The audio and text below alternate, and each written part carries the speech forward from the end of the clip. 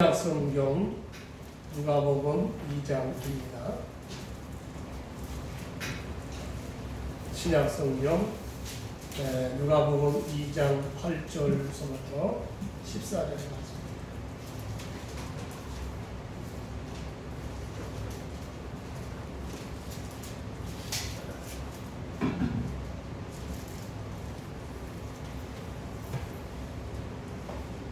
누가복음 2장 8절로 14절까지 말씀을 교독으로 보시는데요. 제가 한 절, 여러분들이 한 절 보시겠습니다. 찾으셨죠? 그 지역의 목자들이 밤에 밖에서 자기 양떼를 지키더니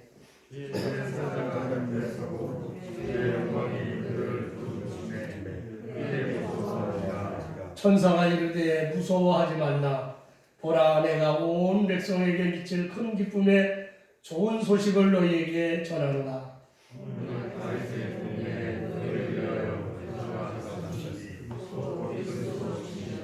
너희가 가서 강보에 쌓여 구유에 누워있는 아기를 보리니 이것이 너희에게 표적이니라 하더니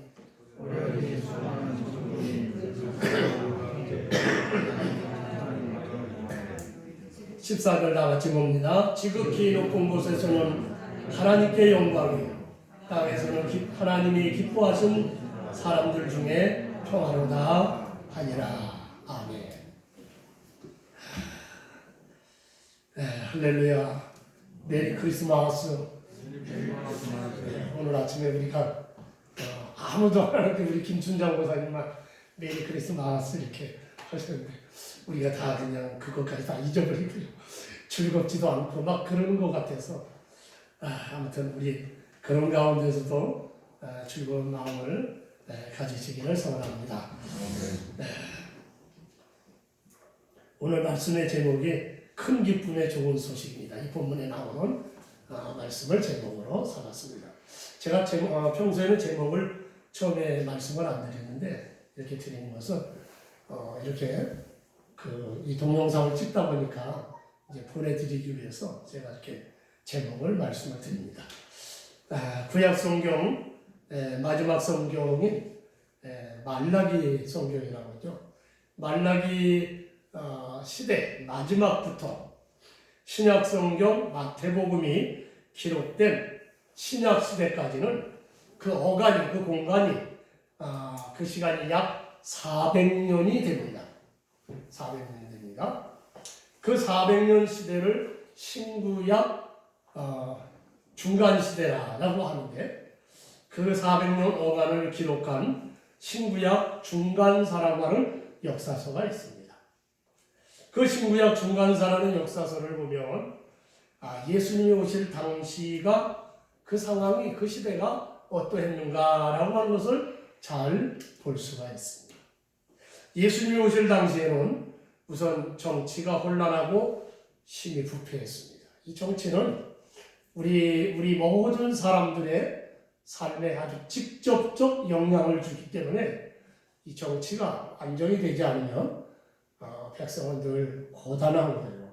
힘든 거예요. 어렵게 사는 문제들이 다 어디에서 시작하냐면 경제에서 시작하는 게 아니라 정치에서 시작합니다. 정치의 타락과 혼란은 곧 백성들의 고통으로 연결이 되는 거죠. 그런데 예수님 오실 당시가 그랬어요. 정치가 심히 부패하고 타락했습니다. 그런데 문제는 종교마저도 그 유대교가 정치에 야합하여 심히 타락했습니다. 대제사장들이 완전히 정치꾼들이 됐어요. 정치꾼들이 됐어요. 사내들인 공의 의원들은 이와 같이 거의 세상 정치꾼들이나 별반 다름이 없었어요. 그러니 백성들은 심히 어려운 삶을 살았습니다. 우선 빈부의 격차가 심했죠. 부녀자들은 아주 천시 여김을 받았고요. 거지와 불황아들이 거리에는 넘쳐났습니다. 그러므로 사람들은 희망이 없어요. 많은 사람들이 소망을 가질 수가 없어요.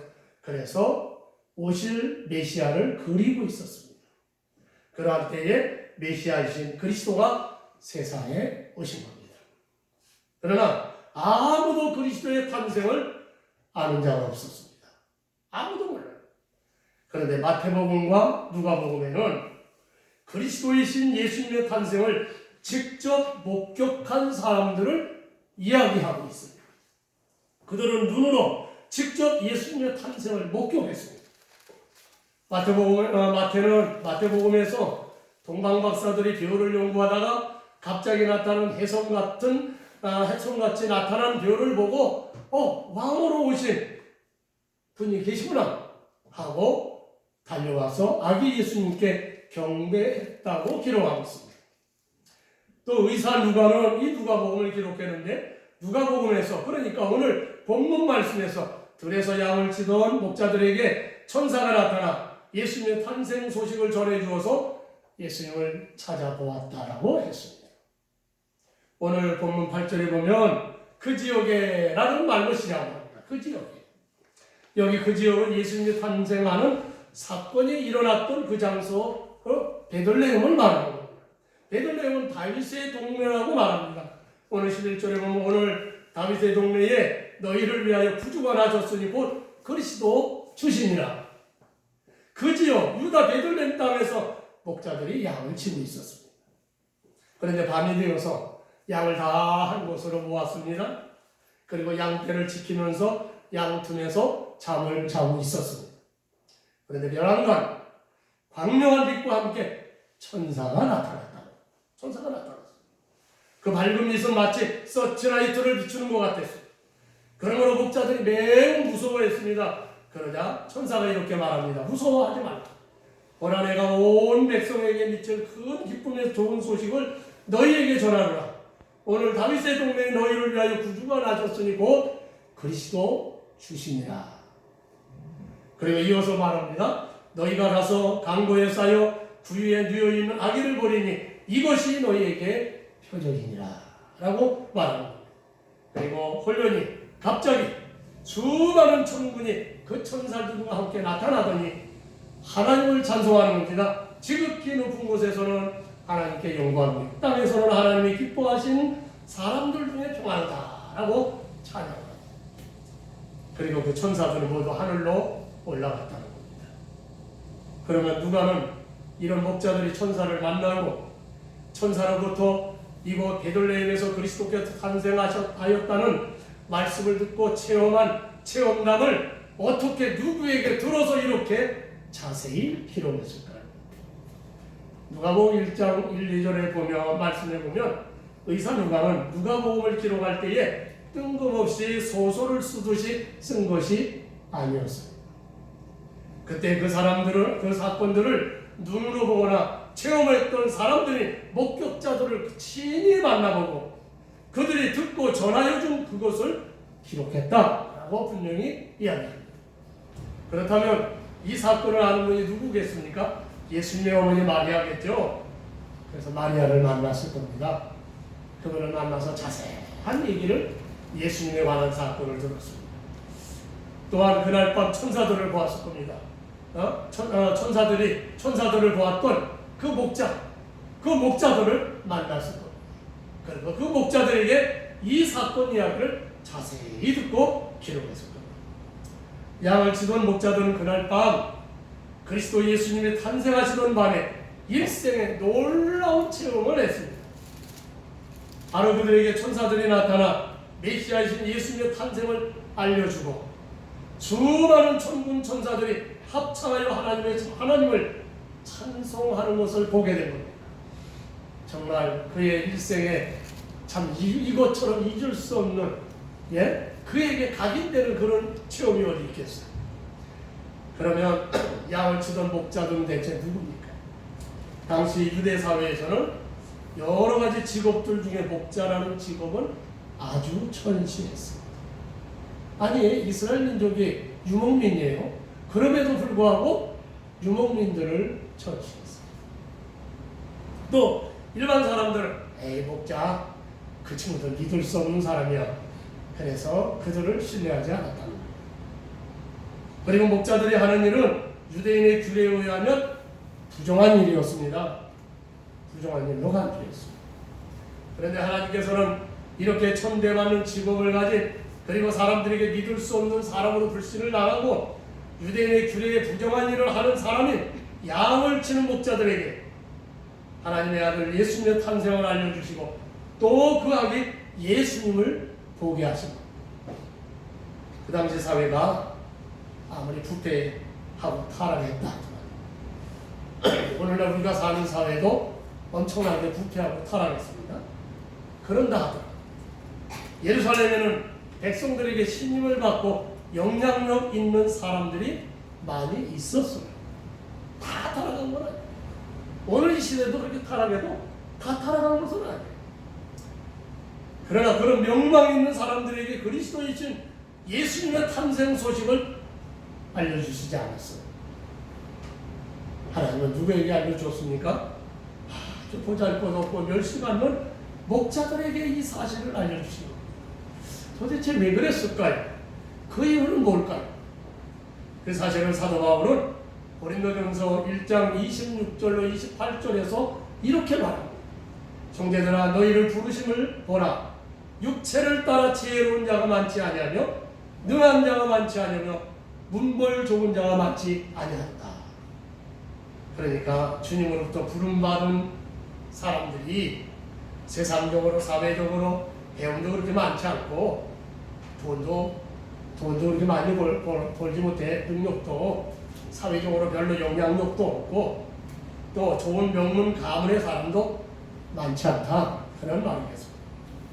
하나님께서는 오히려 이렇게 세상에 미련한 것들과 또 약한 것들과 천한 것들과 멸시받는 것들과 없는 것들을 택하셨다는 겁니다. 그리고 그런 자들을 복음의 증거자로 삼으셨습니다. 그리고 그들의 증거하는 복음 전도를 통해서 그 복음을 믿고 순종하는 그 사람을 기뻐하시고 구원해 주시기를 원하신다는 겁니다. 뭔지 아십니까?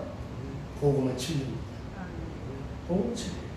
사람들에게 신뢰받지 못하고 전대받고 무시받았던 목자들이지만 천사들에게 들었고 아기로 탄생하신 하나님의 아들 그리스도를 본 것을 여러분 사실이요 진실입니다. 진리예요.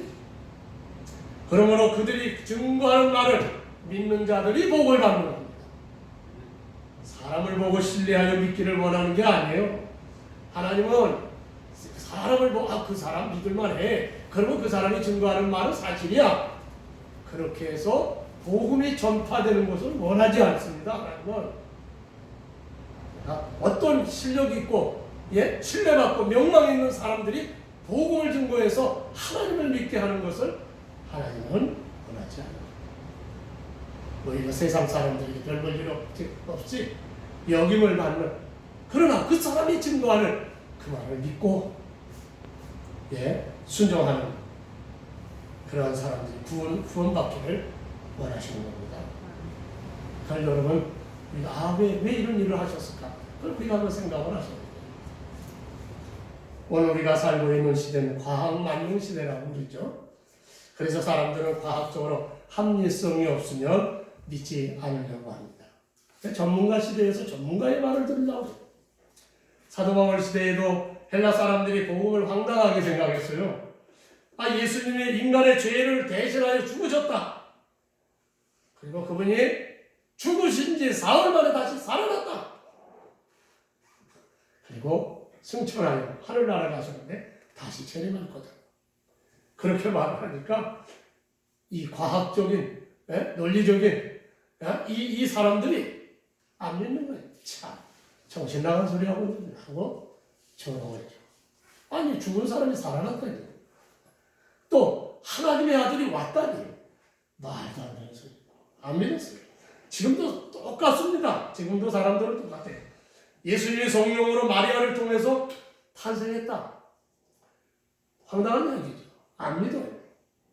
아니 예수님이 죽으셨다가 다시 부활하셨다는 것뿐만 아니라 구름 타고 하늘로 승천하셨다는 것까지 모두를 믿지 않으려고 하는 겁니다. 과학적으로 믿을 수 없다는 거죠. 그러므로 인생의 구주 되시는 예수님을 믿지 않으려고 하는 겁니다. 그러나 지금도 이 복음은 진리입니다. 이 복음인 예수 그리스도를 믿으면 구원받습니다. 우리의 인생이 열립니다. 믿으시면 아멘 하시길 바랍니다.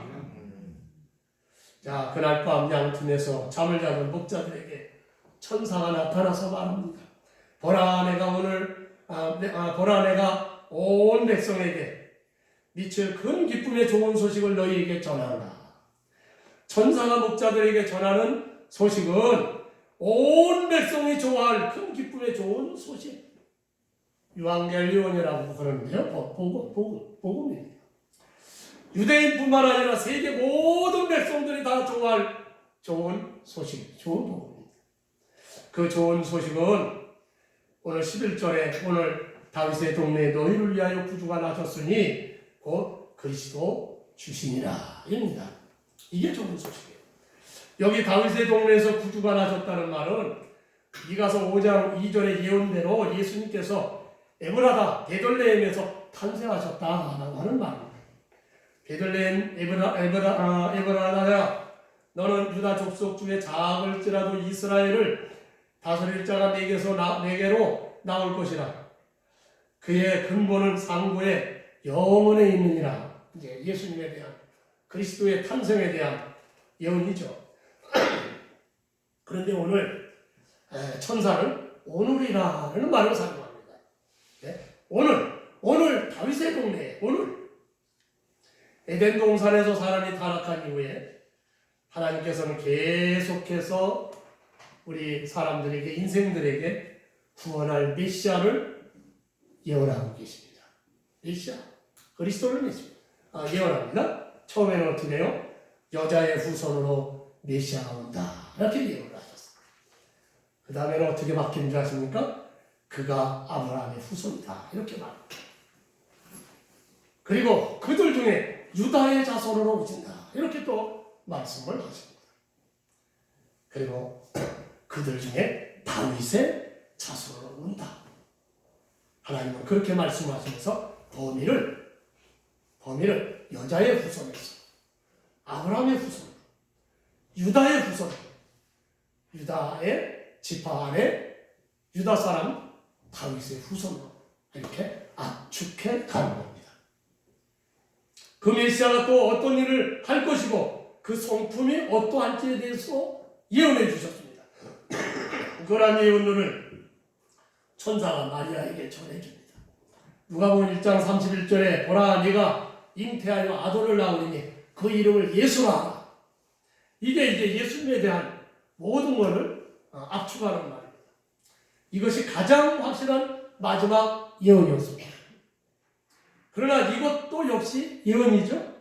그러나 오늘 본문에서 목자에게 나타난 천사가 한 말은 예언이 아닙니다.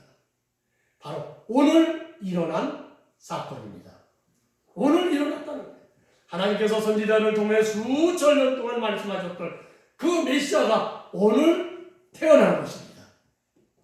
더 이상 미래의 일이 아닙니다. 다윗의 동네에 구주가 태어나셨습니다. 천사가 전해준 11절의 말씀을 다시 보면 오늘 다윗의 동네에 너희를 위하여 구주가 나셨으니 곧 그리스도 주시니라 라고 했습니다. 여기서 오늘 베들레헴에서 태어난 아기 예수님을 세 가지로 표현합니다. 첫째는 구주, 두 번째는 그리스도, 세 번째는 주십니다. 자, 여기 구주는 뭡니까? 구원자죠. 구원자. 구세주라는 말이 듭니다. 자, 구주는 보통 하나님을 지칭하는 표현입니다. 하나님을 볼 때 우리가 구주라고 말하죠. 유대인들은 자기들을 구원할 구원자를 기다렸어요. 그런데 그들은 영적인 구원자가 아니었어요. 유대인들은 하나님의 백성으로서 사회적으로, 정치적으로 자신들을 구원할 그 메시아를 기다렸습니다. 그래서 우리 예수님께서 베세다 광야에서 물고기 2마리와 보리떡 5개를 가지고 5,000명을 먹이고 12바구니를 남겼어요. 그 사건을 그것을 먹은 일부 유대인들이 야, 저분이다. 저분이 메시아야. 저분이 우리의 왕이야. 저분만 계시면 경제 문제, 우리 인생 문제는 다 해결되네. 그래서 예수님을 강제로 붙잡아 왕으로 세우려고 했다는 거예요. 그게 유대인들의 그 메시아관이에요. 메시아는 영적으로 온 백성을 구하는 게 아니에요. 그들은 자기들의 문제를 해결해 주시기 위해서 정치적으로 사회적인 그런 문제에 메시아였습니다. 그러나 하나님이 보내주신 예수님은 그들의 생각보다 더 큰 구원자였습니다. 온 백성들을 죄에서 구원하신 영적인 구원자입니다. 하나님을 떠나 즐거움도 살고 행복한 것처럼 살지만 죄 가운데 지옥을 향해 가고 죄의 종으로 살면서 그러나 그것도 알지 못하는 자들을 주님의 죄에서 해방하실 것이다.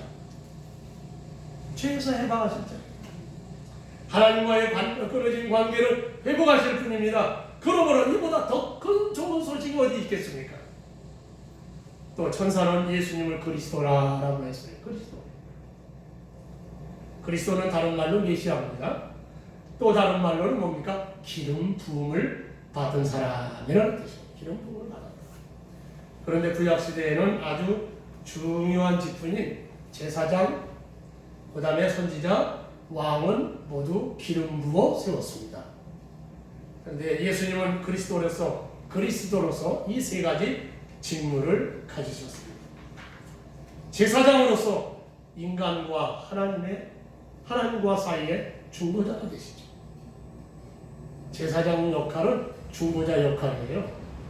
사람이 하나님께 직접 제사를 드릴 수 없으니까 거룩한 제사장을 따로 세워서 하나님을 대면하여 하나님께 제사를 드려주는 거예요. 이 사람이 중보자예요. 중보의 일을 맡는 겁니다. 그러나 세상의 제사장은 신비스에 말하지만 온전하지 못해요. 자기도 구원을 못해요. 자기 죄도 하나님께 먼저 회개하고 제사를 드리는 거예요.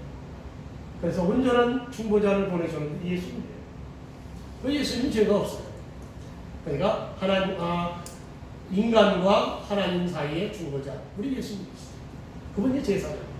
또 선지자로서 하나님의 말씀을 선포했습니다. 하나님 나라에 대한 구체적인 이야기를 다 말씀하시지 않아요. 또 왕으로서 이 땅을 다스리는 분이십니다. 그리스도는 하나님의 기름 부음을 받은 왕이기 때문에 하나님의 권세를 가졌습니다. 그러므로 사람들은 예수님을 대적하라고 합니다. 하지만 그들에게 돌아오는 것은 바로 멸망뿐입니다. 그래서 시편 2편에 보니까 하나님의 철장 권세로 그들을 깨트립니다. 하나님의 아들을 도전하는 자는 철장 권세로 깨트린다, 이렇게 말씀하죠. 그러나 지금도 왕이신 예수님 앞에 무릎을 꿇고 경배하며 예배하는 자에게는 주님의 은혜를 받는 겁니다. 세상에 태어나신 예수님은 왕이셨습니다. 그러므로 동방 박사들은 유대인의 왕으로 나신 이가 어디 있습니까? 라고 이렇게 물었던 거예요. 그러나 예수님은 인간 왕들 중에 하나의 왕이 아닙니다. 하나님이 세우신 왕이요 만왕의 왕이십니다. 이제 예수님은 그 나라를 가지고 돌아오실 겁니다. 새 하늘과 새 땅을 가지고 새 예루살렘을 세우실 겁니다. 요한계시록 20장을 한번 보십시오.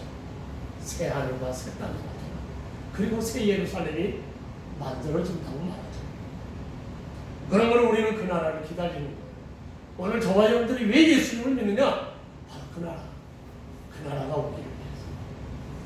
그 나라를 바라고 또 그 나라를 기다려야 여러분 명실공히 그 나라 백성이 되는 겁니다. 아니 그 나라를 기다리지도 않고 어떻게 그 나라 백성이 되기를 소원합니까? 여러분 재림하실 주님, 새 하늘과 새 땅을 가져오시는 만들어 새 예루살렘 왕으로 오시는 주님, 그 나라를 여러분 기다리시는 여러분 되시기를 주의 이름으로 축원합니다. 그래서 기도하면서 저는 낮에나 밤이나 눈물 머금고 주님 오시기를 고대합니다 하고 찬송하셨던, 고대하셨던 손양은 목사님이 찬송이 늘 생각이 납니다. 주님 고대하시고 우리 고대해야 돼요. 또 천사는 예수님을 주라고 말씀을 했어요. 예수님을 주라고. 주라는 말은 일반적으로 주인 그런 뜻입니다. 주인. 예? 주 여호와 하나님, 이 말은 주인 되시는 나의 하나님 그 말이에요. 그러나 누가복음에서 주라는 말을 19번을 사용하였는데요. 주라는 말은 거의 예외 없이 하나님을 가리키는 말로 사용하고 있습니다. 하나님을 가리킬 때 주라는 말을 사용합니다. 그런데 천사는 예수님을 주라고 말했습니다. 왜냐하면 예수님께서는 하나님이시기 때문입니다. 만물의 주인이 되시기 때문입니다. 요한복음 1장 3절에 만물이 그로 말미암아 지은 바 되었으니 지은 것이 하나도 그가 없이는 된 것이 없느니라. 우리 주 예수님은 이 땅에 구주로 오셨습니다. 이것이 큰 기쁨의 소식의 내용입니다.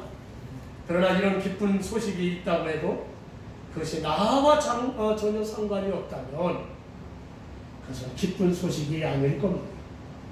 오늘 분명히 본문 11절에 오늘 다윗의 동네에 너희를 위하여 구주가 나셨다라고 했습니다.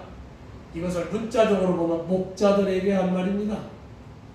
그러나 10절 말씀을 보십시오. 보라 내가 온 백성에게 미칠 큰 기쁨의 소식이라 라고 했어요. 그렇다면 온 백성은 이 세상 모든 사람을 말합니다. 오늘 이 자리에 앉은 저와 여러분들을 포함해서 하시는 말씀, 우리가 다 온 백성들이 기뻐한, 아니 우리가 기뻐한 큰 기쁨의 소식, 예수님의 탄생, 예수님을 이와 같이 우리에게 주신 이 놀라운 소식을 듣게 됩니다. 그러나 모든 사람에게 다 큰 기쁨의 좋은 소식은 아니라는 겁니다. 그 사실들을 우리는 알 수가 있어요. 천사들의 합장에서 찾을 수 있습니다. 14절 하반절에 보면 땅에서는 하나님이 기뻐하신 사람들 중에 평안이다 라고 했어요. 하나님이 기뻐하신 사람들에게만 예수 그리스도는 큰 기쁨의 좋은 소식이 된다는 겁니다. 온 인류에게 큰 기쁨의 좋은 소식이 아니에요. 예? 하나님이 기뻐하신 사람들만이, 하나님이 기뻐하신 사람들만이 예수님은 구세주가 되십니다. 그 예수님은 그에게 희망과 축복이 되신다는 사실. 모든 사람의 구세주가 되는 것은 아닙니다. 그럼 어떤 사람이 하나님이 기뻐하신 사람들일까요? 분명히 히브리서 11장 6절에서는 말씀하고 있습니다. 믿음이 없이는 하나님을 기쁘시게 못하나니 라고 말씀해요. 무슨 말입니까? 하나님을 기쁘시게 하는 사람은 하나님을 믿는 거예요. 하나님의 아들 되시고 그리스도가 되시는 예수님을 믿는 겁니다. 그 사람들에게 예수님은 큰 기쁨의 소식이 되는 것입니다. 그러므로 오늘 이 땅에 사람으로 오신 예수님을 믿으시기를 축원합니다. 그 예수님은 하나님의 아들이시고 우리 인생의 구세주가 됩니다. 우리가 하나님의 아들이라는 사실을 왜 참 강조하느냐? 하나님은 전능자입니다. 따라서 그의 아들 되시는 예수님도 전능자입니다. 우리 인생의 문제 해결해 주시지 않을 것이 없어요. 저도 여러 가지 기도를 많이 하는데 소원의 기도도 많이 하고 당장 문제의 기도도 많이 해요. 제가 전립선이 안 좋아가지고 전립선 비대증이 심해서 수치가 높아졌어요. 맨 처음에는 뭐 한 2.2, 2.4, 2.6 나가더니 어느 날 갑자기 4.2, 4.5 이렇게 나가요. 의사가 깜짝 놀라서 큰 병원에 가세요. 그래서 성모병원에 가서 계속 관찰을 하는데 얼마까지 올라갔냐? 이게 5.8, 6.5, 7까지 올라갔어요. 제 주변에는 보통 5.4, 6.8 다 암 환자예요. 그러니까 저도 암 환자의 암이 됐다고 하는 그 수준의 그 범위 안에 들어갔어요. 그래서 조직 검사를 2번 했어요. 네? MRI를 찍었어요. 근데 암을 발견하지 못했어요. 그러니까 의사들은 자꾸 수치를 높아가는데 아니 암은 발견되지 않고 그래서 지난번에 갔더니 수치가 7이나 됐네요. 그러니까 제가 MRI로 보면서 조직검사를 하는 곳으로 보내드릴게요. 삼성으로는 가세요. 그러더라고요. 내가 그러지 않았냐고 얘기하려고 하다가 MRI로 보면서 하는 게 정확하지. 어서 맨날 그냥 뭡니까? 대충 보는 걸로 보면 보이겠어요. 네, 그랬더니 그런 게 없다고 그러더니 이제는 삼성을 하라. 그래서 이제 4개월을 약을 줬어요. 4개월 약 먹고 수치가 안 떨어지거나 떨어지지 않거나 올라가면 삼성으로 가야 됩니다. 그래요. 그래서 이제 4개월 약을 먹어서 기도했어요. 저 저를 위해서 별로 기도 안 했는데 그 2번 조직검사 무지무지 아파요. 그래서 이거 안 하게 해달라고요. 암이 없게 해달라고요. 제 주변에 암 수술해서 하신 목사님들이 여러 분 있는데 다 기저귀 차고 다녀요. 얼마나 고통스러운지 몰라요. 그래가지고 이거 안 되는데요.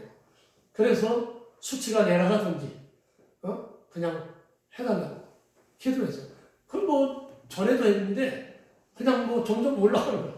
그런데 이번에 기도하고 4개월 약 먹고 며칠 전에 가서 이제 검사하고 결과했더니 6으로 떨어졌어요. 그러니까 의사가 6으로 떨어졌네요. 그러면 6개월을 더 지켜보겠어요. 그러니까 떨어지지는 않는데 떨어졌어요.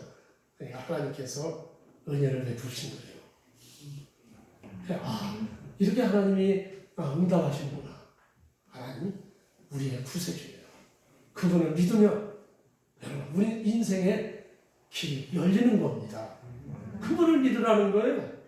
그러므로 우리 예수님을 우리의 인생을 부여하게 해주시는 그런 분으로 우리가 믿고 저와 여러분들은 늘 승리하시는 삶이 되시길 주의 이름으로 축원합니다. 기도하시겠습니다. 사랑하시는 아버지, 은혜와 사랑하심을 감사합니다. 우리의 삶에 큰 문제도 많지만 이 작은 문제, 아버지 하나님 이 전릴 수 없는 문제를 놓고도 기도하니 주님은 응답하시고 수치를 내려주셔서 아버지 하나님 더 이상 이렇게 또 검사하지 않는 은총을 주신 거 하나님의 응답입니다.